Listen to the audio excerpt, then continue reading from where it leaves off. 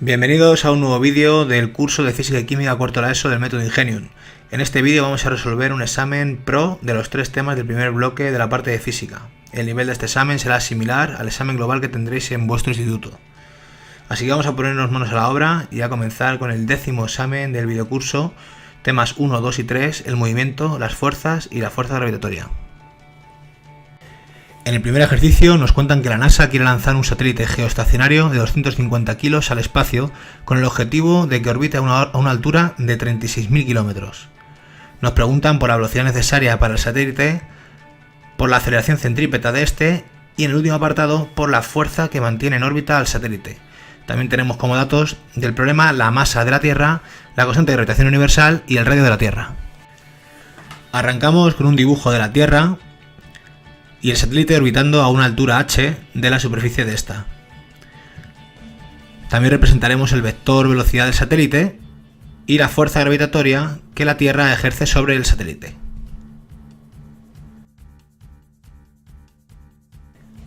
En el apartado de datos colocamos la masa del satélite de 250 kilos, la altura a la que orbita el satélite de 36.000 kilómetros, los cuales pasaremos a metros, y también tenemos el radio de la Tierra de 6.370 kilómetros que pasaremos también a metros.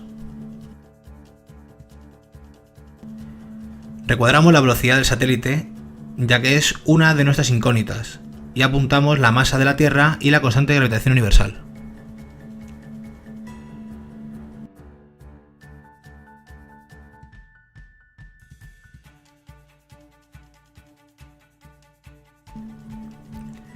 En el primer apartado comenzaremos por aplicar la ley de gravitación universal.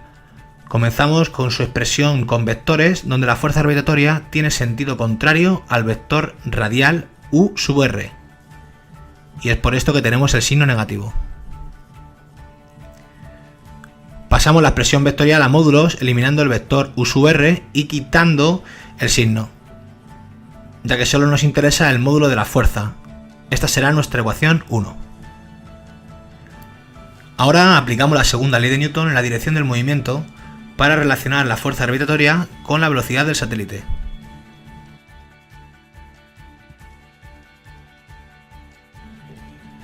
La expresión vectorial de la segunda ley de Newton será nuestra ecuación número 2. Al pasar la ecuación vectorial a módulos por el criterio de signos, tenemos que la fuerza gravitatoria, la cual es positiva ya que es la única fuerza en juego, será igual a la masa del satélite por la aceleración normal, donde esta aceleración normal a su vez es igual a la velocidad lineal al cuadrado partido del radio de giro, siendo este la suma del radio de la Tierra y la altura de la órbita. Si juntamos ahora las ecuaciones 1, 2 y 3, tendremos una expresión que nos relaciona la fuerza gravitatoria con la velocidad lineal del satélite. Simplificando la expresión y despejando, tenemos que la velocidad lineal depende de la constante de gravitación, de la masa de la Tierra y de la altura de la órbita, siendo indiferente a la masa del satélite.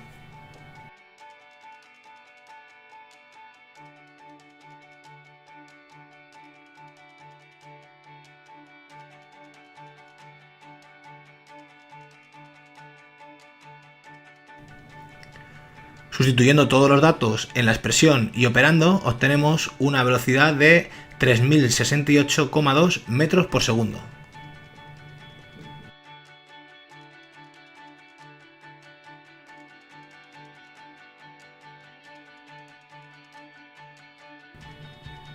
En el apartado B nos preguntan por la aceleración centrípeta del satélite, la cual es equivalente a la aceleración normal de nuestra ecuación 3.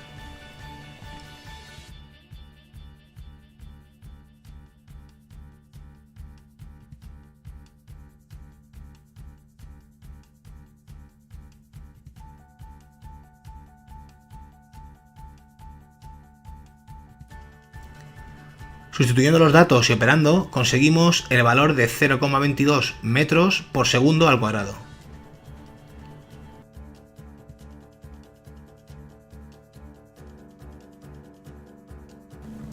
Y en el apartado C, la fuerza centrípeta será exactamente la fuerza gravitatoria, la cual podremos calcular a partir de nuestra ecuación 1.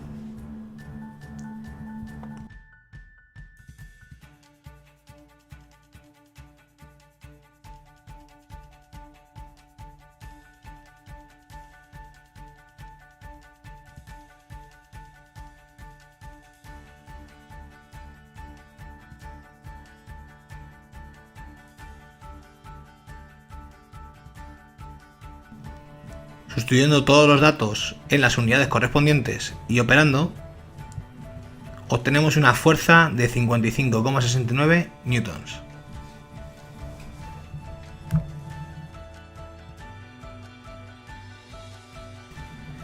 En el segundo ejercicio tenemos una barra de 70 centímetros de largo, en cuyos extremos se ejercen dos fuerzas verticales y hacia abajo, la primera de 15 newtons y la segunda de 30 newtons. Nos preguntan por la fuerza resultante sobre la barra y dónde se aplica. Comenzamos dibujando la barra de 70 centímetros de largo y en los extremos representamos las dos fuerzas con sentidos verticales y hacia abajo.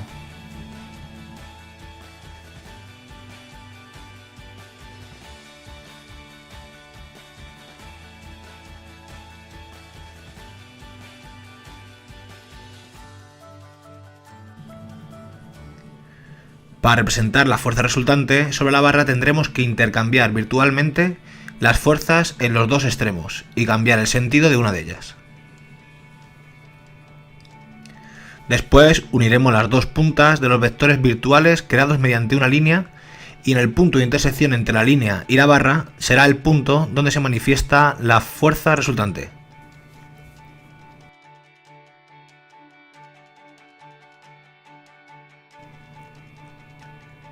En el apartado de datos anotaremos la longitud de la barra de 70 centímetros, la cual pasaremos a metros. La fuerza en el extremo A, 15 newtons, y la fuerza en el extremo B, 30 newtons. Para calcular el módulo de la fuerza resultante, simplemente sumaremos las magnitudes vectoriales, siendo la fuerza resultante la suma de las fuerzas de los dos extremos, igual a 45 newtons.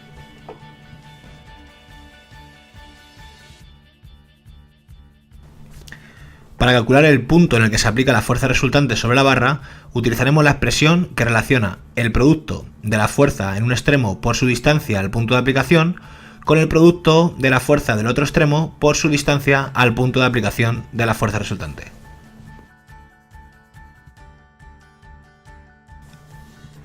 Sustituyendo los datos que tenemos y despejando, conseguimos la relación. Distancia desde A hasta el punto de aplicación es igual a 2 veces la distancia desde B al punto de aplicación. Esta será nuestra ecuación 1. La ecuación 2 la sacaremos de que la suma de la distancia desde A hasta el punto de aplicación y desde este hasta el punto B tiene que ser el largo de la barra, es decir, los 70 centímetros. Sustituimos la ecuación 1 en la ecuación 2 y operando conseguimos la distancia del punto de aplicación desde el extremo B, que es de 0,23 metros.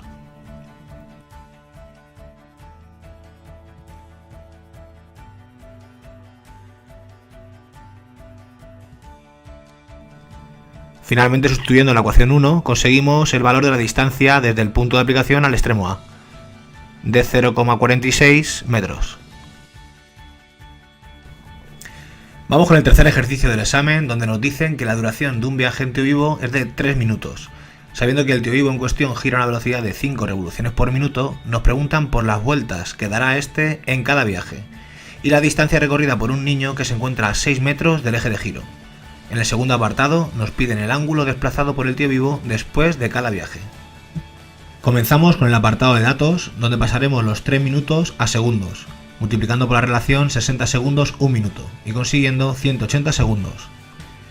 También cambiaremos las unidades de la velocidad angular pasando de revoluciones por minuto a radianes por segundo. Para ello multiplicamos por las relaciones 2 pi radianes 1 revolución y 1 minuto 60 segundos, consiguiendo un valor de 0,16 pi radianes por segundo.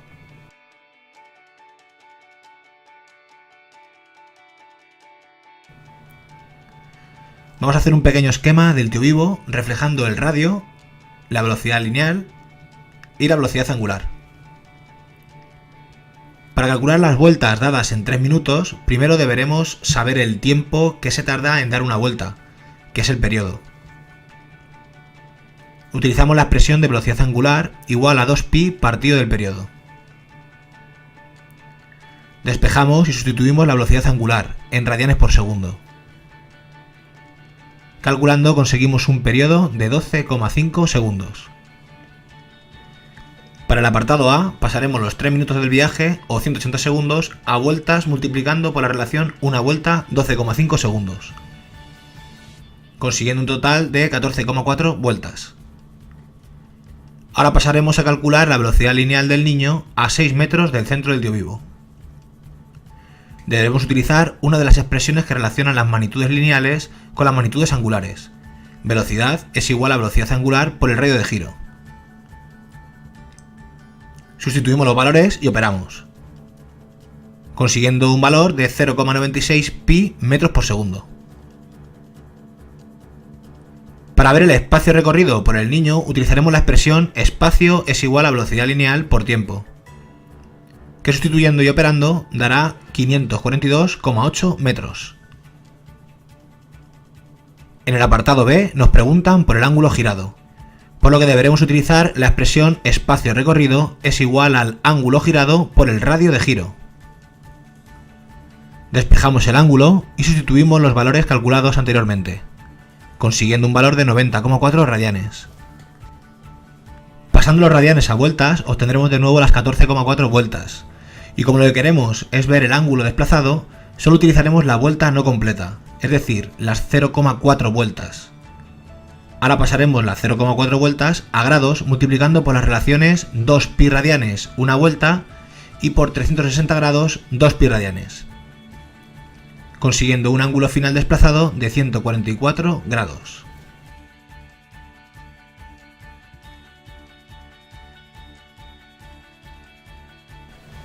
En el cuarto ejercicio nos preguntan a qué altura sobre la superficie de la Tierra pesaríamos la tercera parte de nuestro peso en la superficie. Además nos especifican que comentemos a qué se debe este suceso. Arrancamos escribiendo los datos del enunciado. El radio de la Tierra de 6,37 por 10 a la 6 metros y la fuerza de la gravedad a la altura pedida, que será un tercio de la gravedad en la superficie de la Tierra. Seguimos con un dibujo de la Tierra donde representaremos la gravedad en la superficie como un vector con sentido hacia el centro del planeta. También dibujaremos la intensidad del campo gravitatorio a distintas alturas, viendo cómo el vector gravedad va siendo cada vez más pequeño, hasta llegar a ser un tercio de la gravedad de la superficie. Finalmente también representaremos el radio de la Tierra.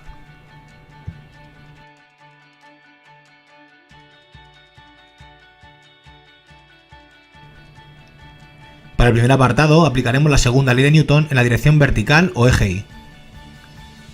El sumatorio de fuerzas será igual a la masa por la aceleración en el eje Y. La única fuerza que utilizaremos en esta dirección será la del peso del cuerpo en cuestión, la cual será igual a su masa por la acción de la gravedad a la altura h, y esta será nuestra ecuación 1.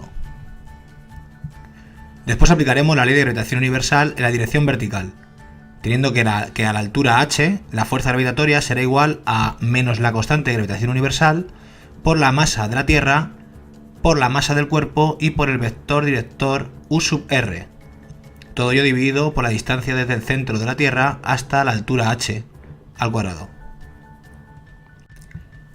Para pasar de la expresión vectorial al módulo de la fuerza solo deberemos eliminar el vector director u sub r y el signo negativo.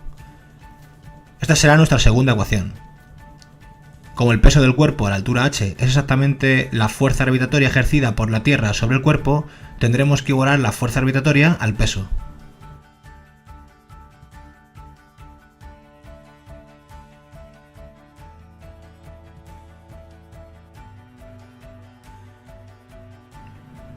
La gravedad sub h será la que apuntábamos en el apartado de datos, por lo que le igualaremos a un tercio de la gravedad en la superficie.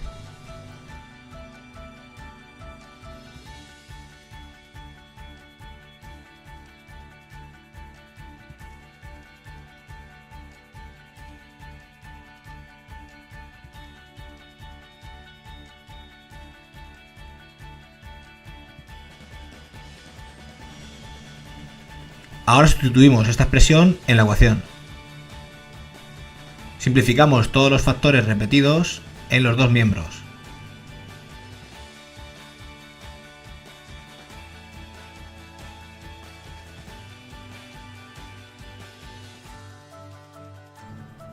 Ya solo deberemos despejar la altura h consiguiendo una ecuación de segundo grado.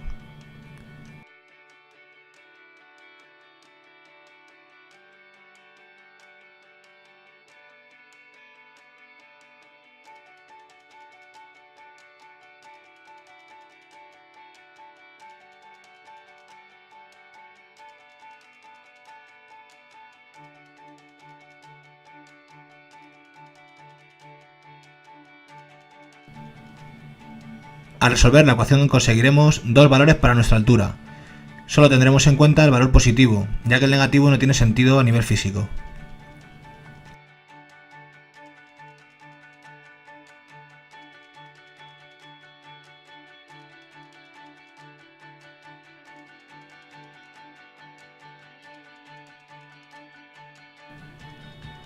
Sustituyendo finalmente el valor del radio de la Tierra y operando, conseguimos una altura de 9,36 por 10 a la 6 metros.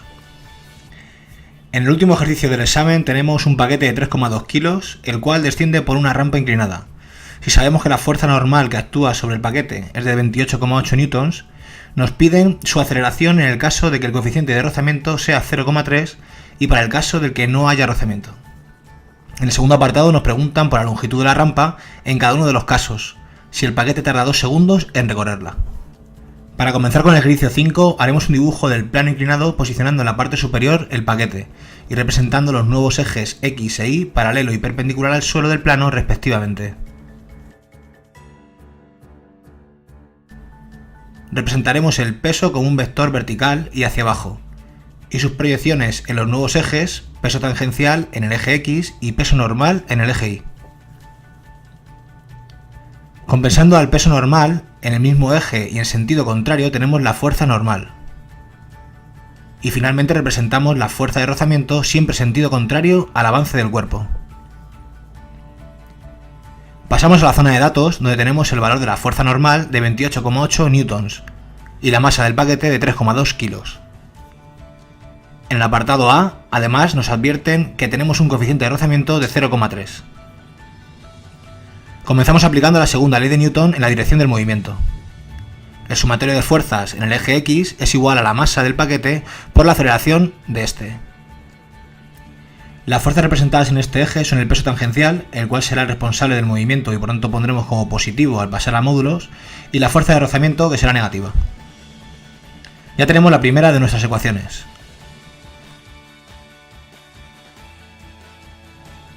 Ahora aplicaremos la segunda ley de Newton en la dirección vertical o eje Y, donde el sumatorio de fuerzas es igual a 0, ya que no hay movimiento en esta dirección.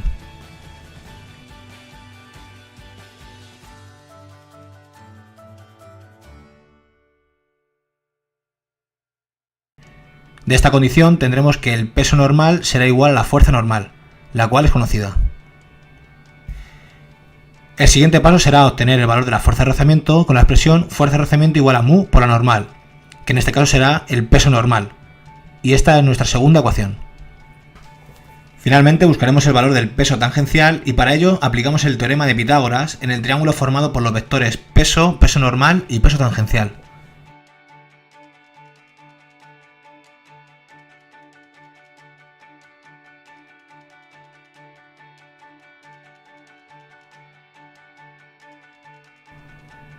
El peso tangencial será igual a la raíz cuadrada del peso al cuadrado menos el peso normal al cuadrado.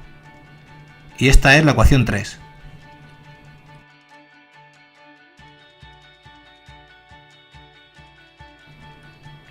Ahora sustituimos la ecuación 2 y 3 en la ecuación 1. La nueva expresión tendrá tan solo la aceleración del paquete en el eje X como única incógnita. Solo deberemos sustituir los datos del enunciado y operar.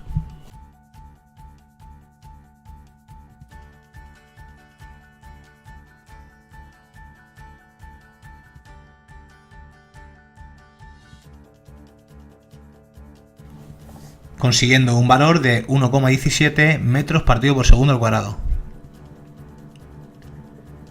Si consideramos un coeficiente de rozamiento igual a 0, es decir, sin rozamiento, utilizaremos la ecuación 1 y sustituiremos el valor de la fuerza de rozamiento por 0.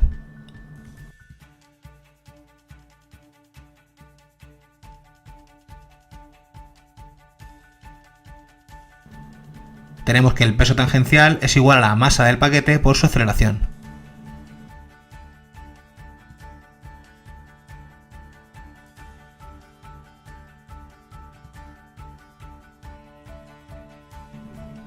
Sustituyendo los datos y operando conseguimos una aceleración de 3,87 metros partido por segundo. En el apartado B Deberemos calcular la longitud de la rampa si el paquete tarda en recorrerla 2 segundos tanto en el caso con rozamiento como en el caso sin rozamiento.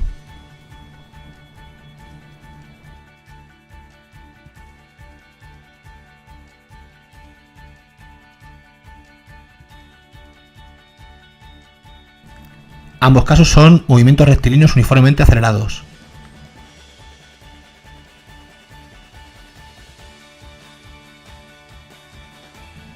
En el primero utilizaremos la aceleración de 1,17 metros partido por segundo al cuadrado y sustituiremos el valor en la ecuación x igual a x sub 0 más velocidad inicial por tiempo más un medio de la aceleración por el tiempo al cuadrado.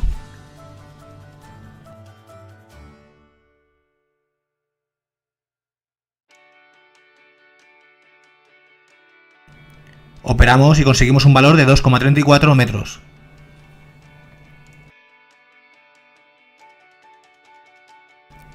En el caso sin rozamiento, la aceleración es de 3,87 metros partido por segundo al cuadrado.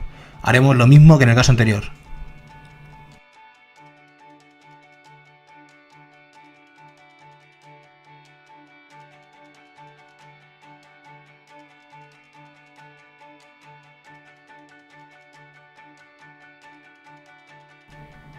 Consiguiendo un valor de 7,74 metros.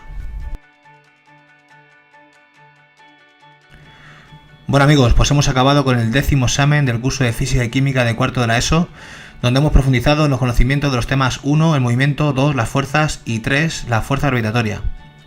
Espero que el examen os haya sido de mucha ayuda y os animo a seguir practicando con los demás vídeos. ¡Un saludo!